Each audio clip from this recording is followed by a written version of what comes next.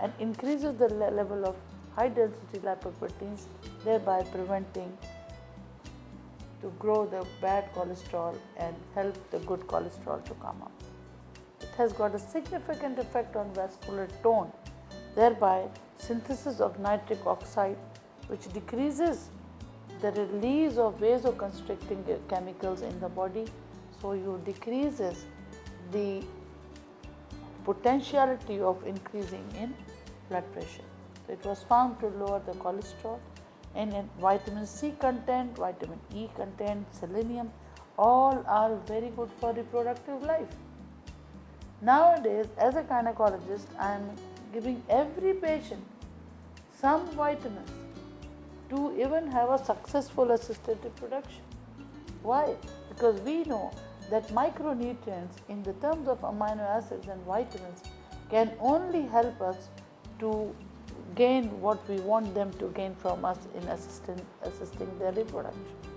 So the protection against cardiovascular diseases, protection against infertility, protection against cancer, protection against low growth potentials, and potential against protein calorie malnutrition is supplied by spirulina as a whole entity of the best food supplement. Now, if you want to do a diet therapy, that means you want to limit your diet but you want to remain healthy. The concept of dieting is very bad nowadays. People try to look like a model girl without any fat around, but they don't eat at all. Not eating is not dieting. Dieting is eat healthy, eat wisely. And to have that, you can use spirulina as a good tool to cut down the weight and to increase the weight. If you take it empty stomach, it will give you a lack of appetite and it will give you a healthy nutrition without any extra content of fat. If you take it after food, if you have got low body mass index, you can increase your weight by having an additive few pills of spirulina to increase the protein content, and you can increase the weight by adding that food content without having any added discomfort to your stomach. So dietic therapy, definitely decreasing the consumption of any protein, will help you to contain the sodium and potassium disbalancing if that is going without dietary fiber also. Now, dietic therapy for spirulina for liver diseases is a basic treatment for liver diseases. I may assure you here, people who are having misconception about not to take spirulina in liver disorders are very much mistaken. I have been talking to people who claim and blame that spirulina or reishi or any of our food supplements have started giving them problems after taking it. They cannot, they are non-toxic food supplements, they cannot kill a cell.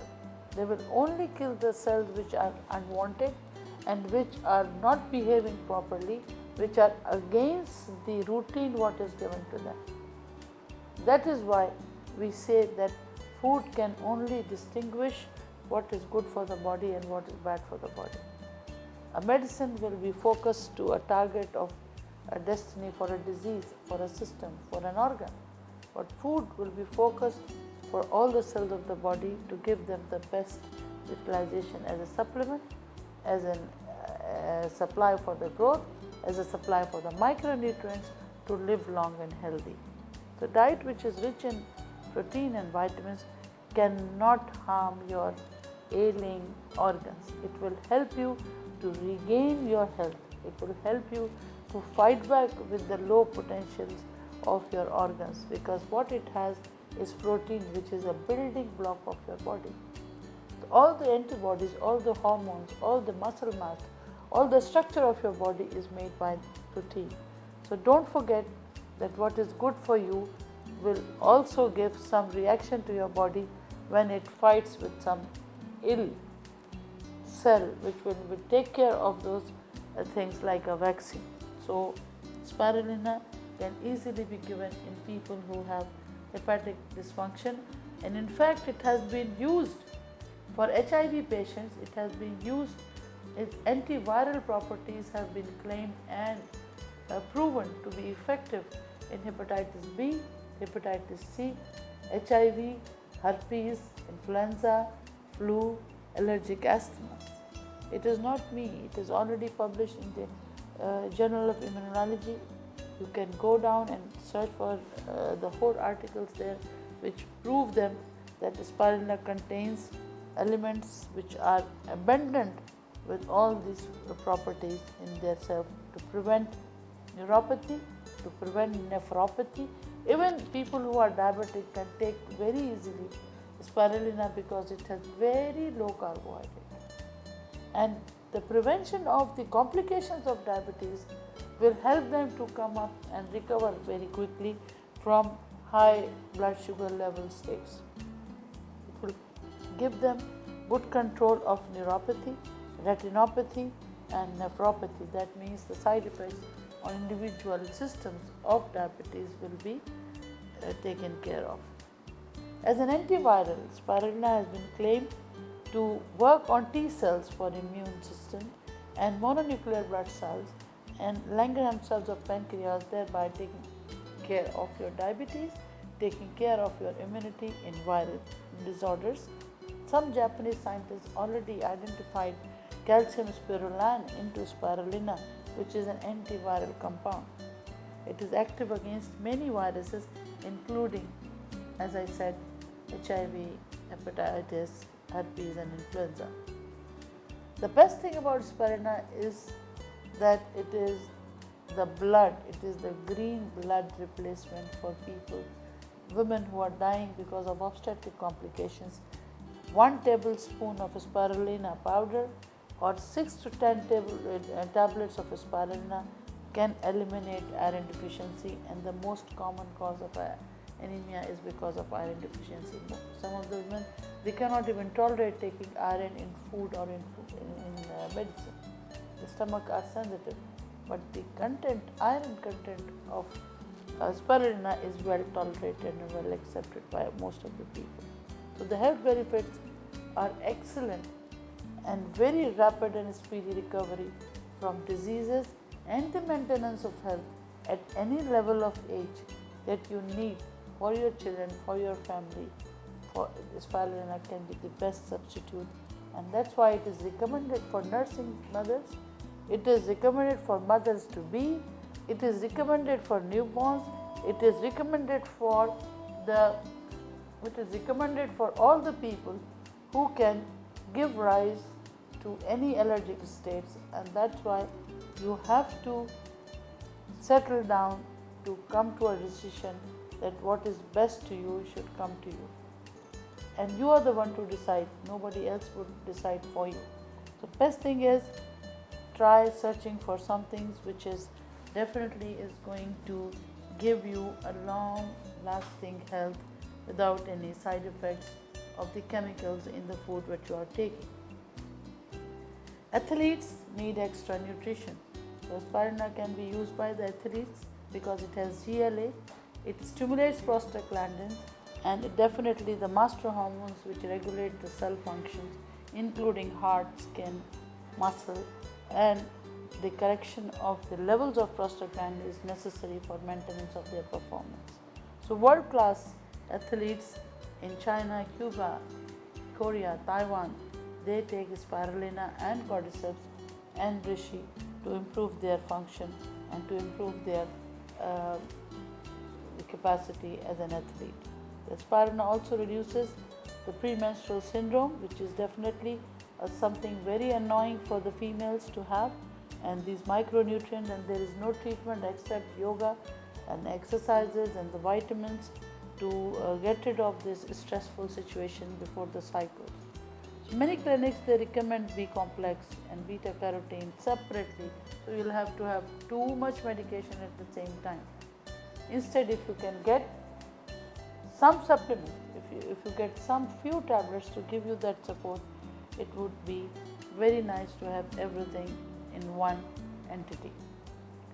People in America are using spirulina as a slimming agent. As I told you, that being a complete food, it will not depress your dietary requirements. So if you take spirulina, you can check that during Ramadan.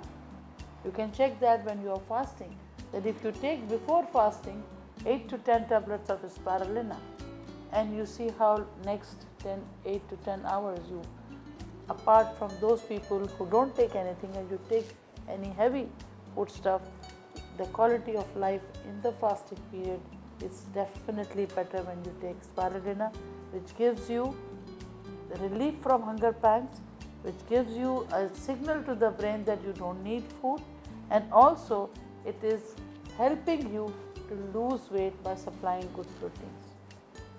It has been used as an anti-aging supplement, not only as a food but also by cosmetic. The beauticians, they use spirulina by applying on the skin to beautify the skin because of its beautiful vitamin content, vitamin E content, and also gamma-linolenic acid content. So in Japan, spirulina is being used as safe in cosmetics also. So the message to take home is, the best food that you can have is spirulina, the best prevention that you can have is spirulina, and the best quality of life for your family and for your children that you can have, especially for aged people, for sick people who cannot eat properly, even who have intubations. You can crush the tablets, mix them with Rosalie or mix them with Moranzi and give it to them. You will be helping them to regain their health in a quick moment of time, and they will be thankful to you. So there are more than 400 to 600 scientific articles proving these statements, and anybody who is interested who can Google them and satisfy themselves. So maintain your health and longevity with beauty and nature's gift of superfood to mankind. And thanks to Dr. Janardhan for such a beautiful knowledge that he has given to us. And we are thankful to all the leaders of our DXN research team that given us the liberty to use these products with such a minimal cost as compared to the other manufacturers. May you achieve the best health and the beauty of your life. Thank you very much.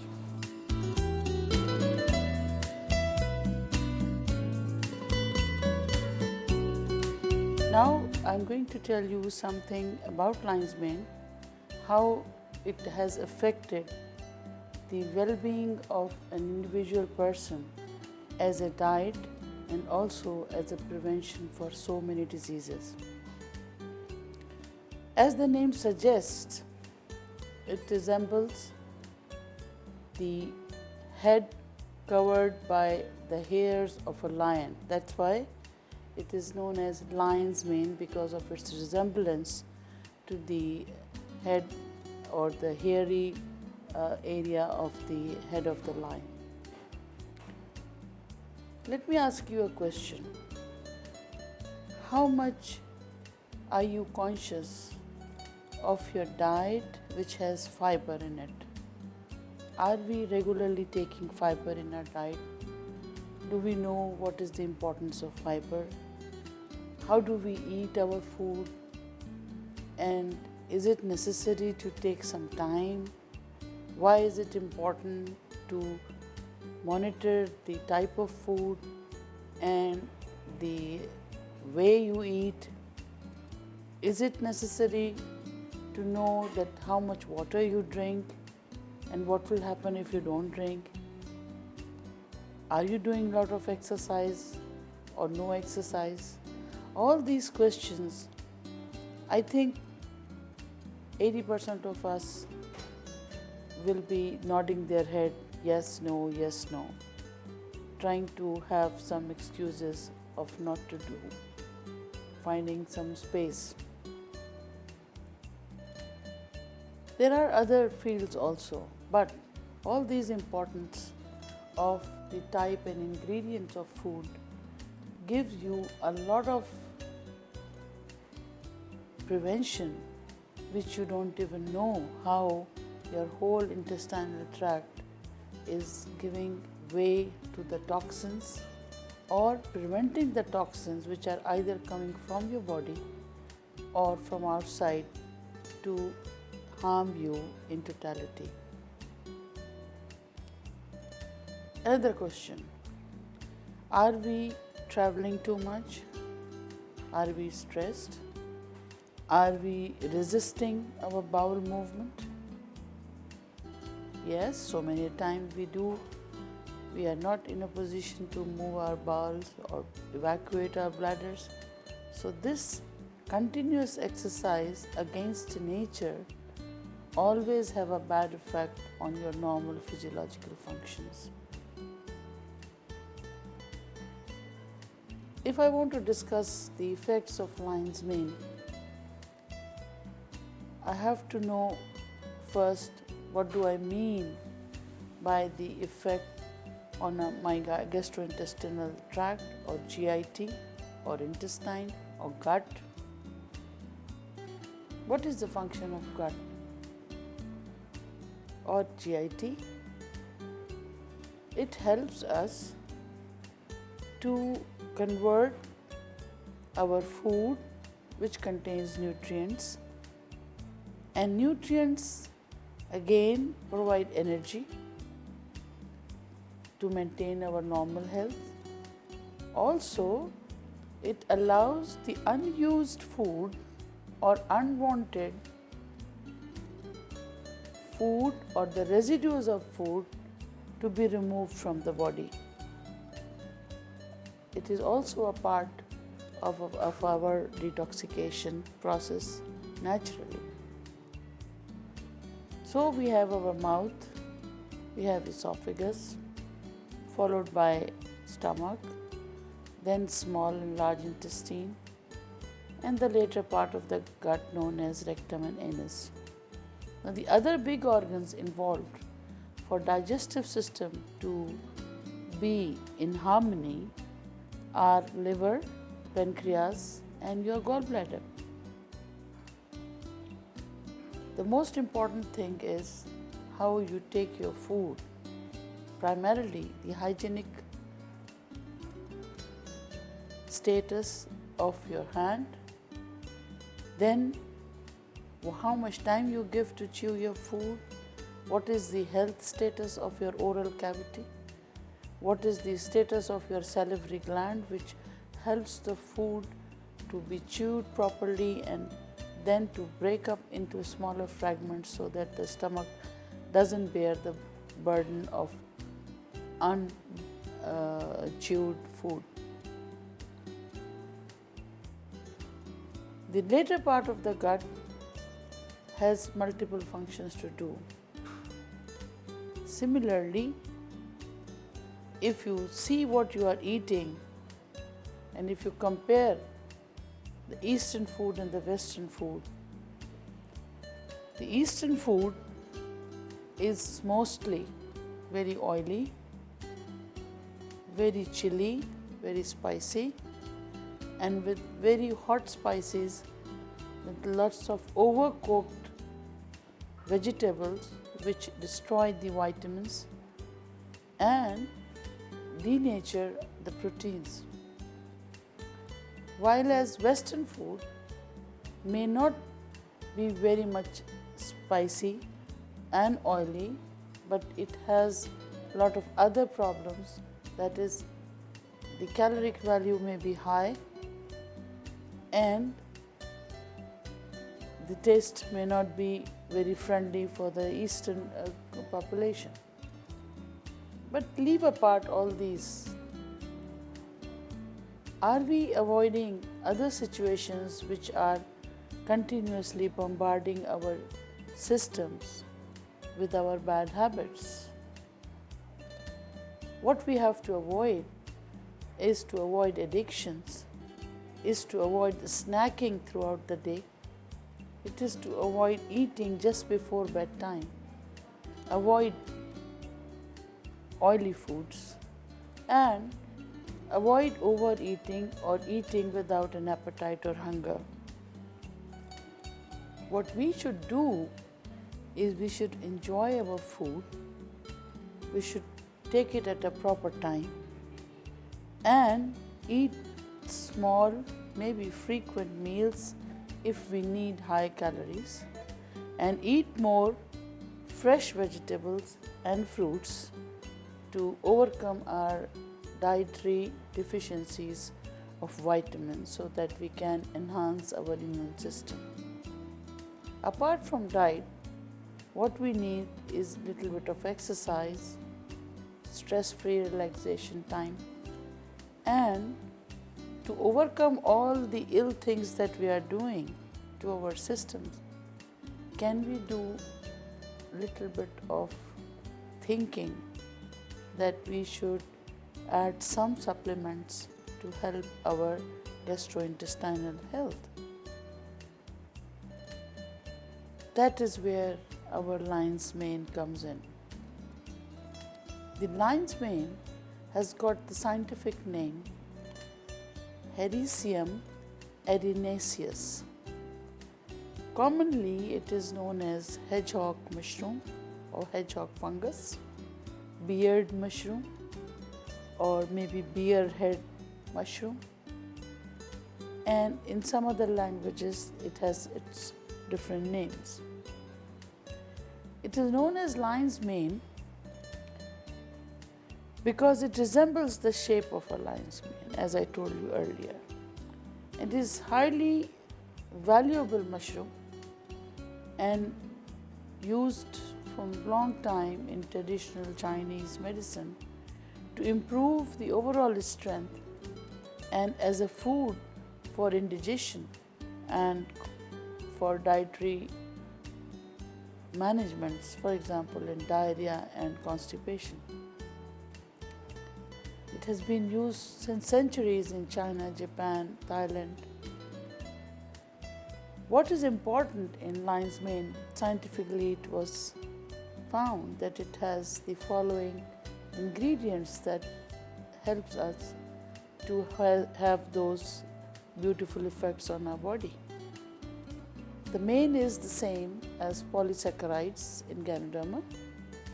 Polysaccharide is a noble carbohydrate which gives you loads of energy and prevention. Ergosterol and adenosine, hericium, olenolic acid, and potassium. And how does these all ingredients helps us to take care of our GIT and other systems? Firstly, it immunomodulates the system. It boosts our immunity. Secondly, it coordinates the digestive movements. And thirdly, and most importantly, it has neuronal nourishment. That how to define that?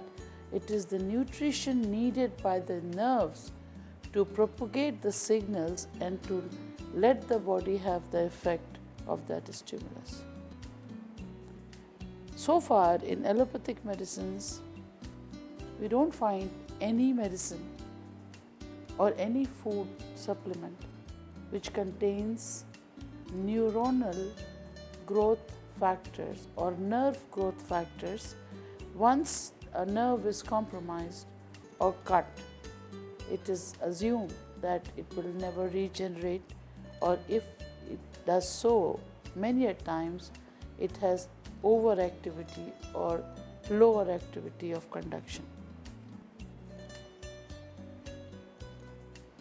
Technically speaking, the nerve growth factor is necessary not only for a normal function to take place in the body, but also when there is a compromise, there is an insult to a nerve due to some disease, trauma, injury, toxins, viruses, bacteria which attacks the neuromuscular junctions. There we see the effect of lion's mane is very nicely observed, and the repair has been tremendously, miraculously seen in lots of cases around the world.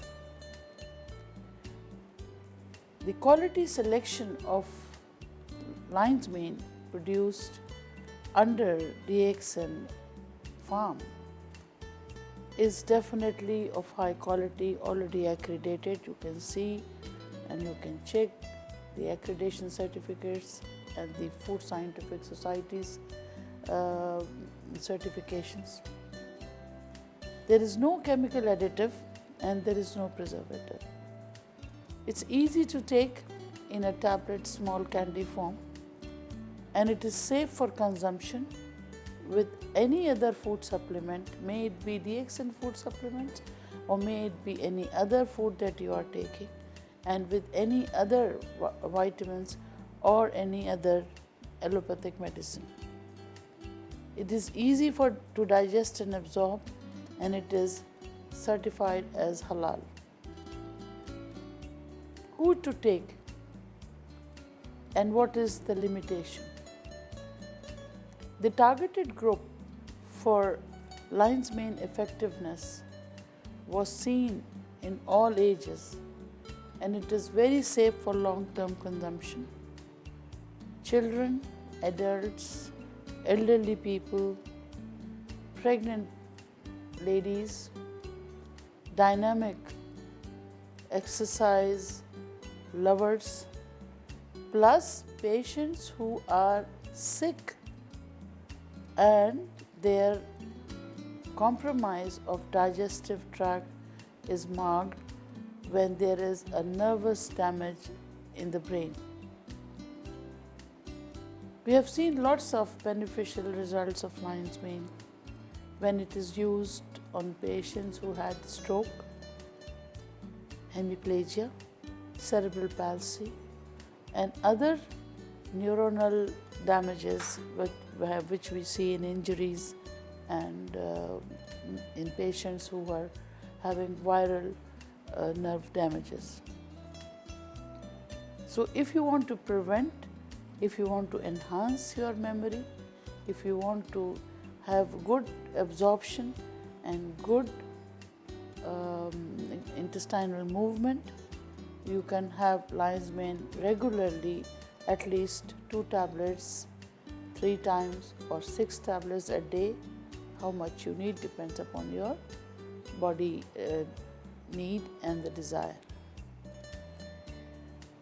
For good health to maintain, best thing is to prevent ill health which we are very prone to in a day-to-day life.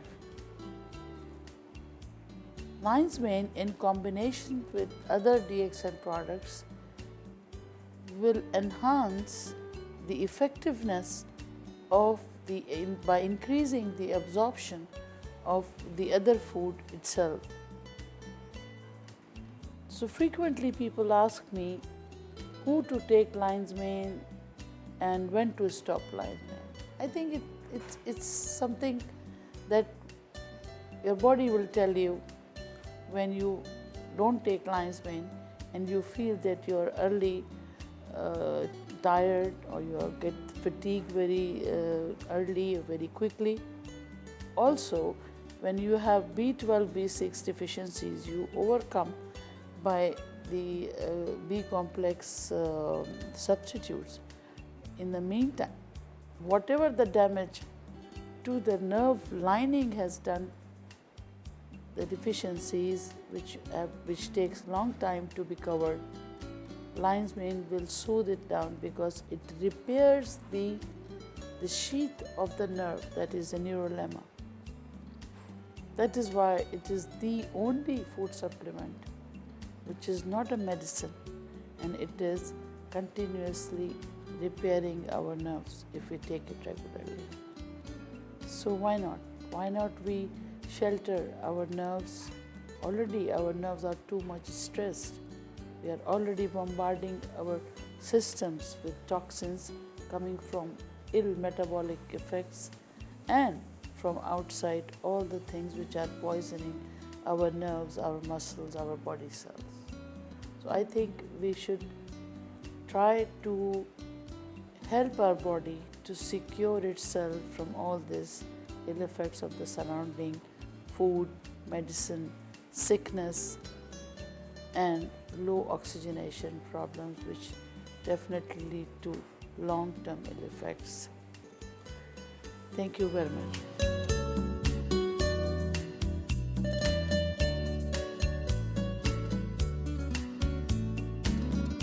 Good morning. This is Dr. Asma Munir again sharing some information about the background of few of the DXN products here. Today the herb that I'm going to talk about is aloe vera. Aloe vera is a very famous species of content of local cosmetics and local applicants for the skin. It has been suggested that probably it originated in northern Africa, and the species doesn't have any natural occurring population.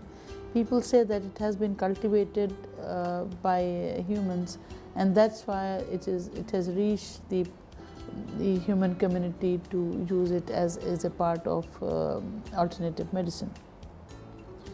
The species which was mentioned earlier, it was in the 1st century AD, and the extracts of aloe vera were widely used since then. Now the industry is getting wider, and various rejuvenating, healing and soothing properties of the aloe vera are being utilized. And however, a very low scientific evidence of effectiveness of safety for ingestion of aloe vera is available, but the positive evidence is definitely available for local applications and its medicinal properties.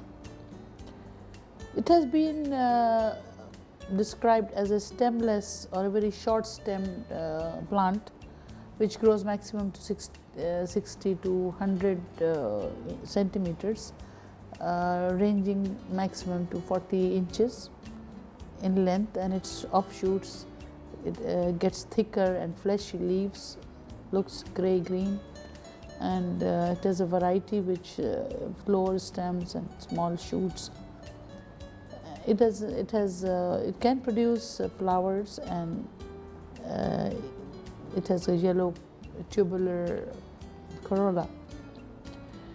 So aloe vera itself is a mycorrhiza community, and a symbiosis that allows the plant to access mineral nutrients from the soil, and it is widely distributed along the coasts of North Africa, Egypt, Sudan, Kenya.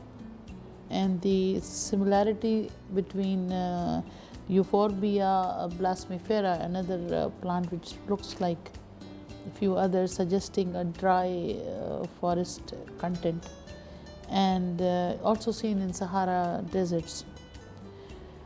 So it was found in two extreme sides of Sahara, dragon trees, and the most of the representative examples were quoted in the history and introduced in China. So in the 17th century, parts of southern Europe also have been claiming the cultivation of aloe vera.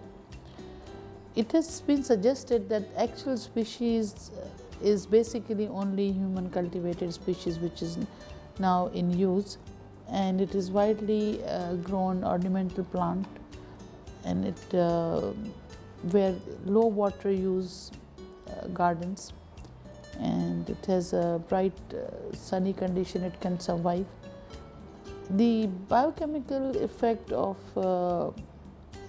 it's a part, cactus looking plant, and the uses of aloe vera are often referred to by its own name. Wherever you find the cosmetics and gel, they contain aloe vera, they use its original name of aloe vera, and the therapeutic effectiveness of aloe vera is limited and is shown frequently despite of its maximum use. The claims of soothing effect, moisturizing, and properties, healing properties of aloe vera, and it has also been used as a part of commercially available lotions in yogurt and beverages in some deserts also. So it has some toxic properties as recommended by a few of the studies, but good folk medicine claim that it has medicinal values, and it has a herbal medicine also. So in 16th century BC it was used as a part of traditional herb in China and Russia, South Africa, and maybe United States, Jamaica, and Latin America, and also in India. So it has been the dietary content of aloe vera by the name of aloin. It's a compound and it's an exudate of aloe species, which is a common ingredient of over-the-counter laxative products that is we use for constipation in the United States since 2003. So by the Food and Drug Administration, aloin was class 3 ingredient, and class 3 means it is of that's why it was banned in US for oral purposes.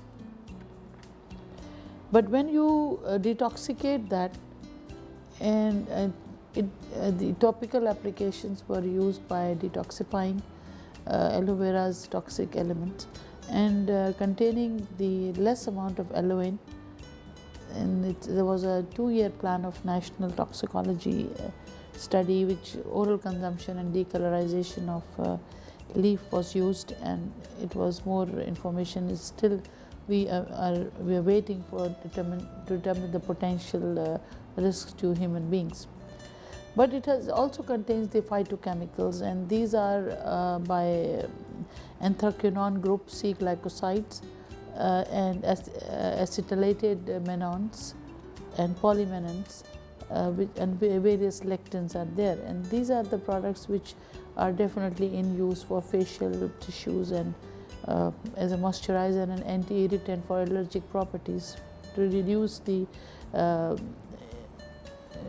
crustaceans and the hay fever and common cold the people